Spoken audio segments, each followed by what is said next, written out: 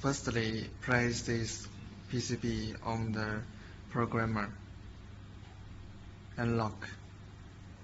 Secondly, connect the wire with the EPROM disk, and this side is for Wi-Fi. Okay, connect.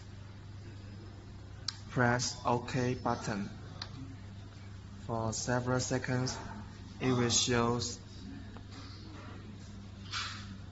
the machine is open. Then press OK again. Then the screen of OK is blink. Then it means the programming process is finished. Okay, disconnected.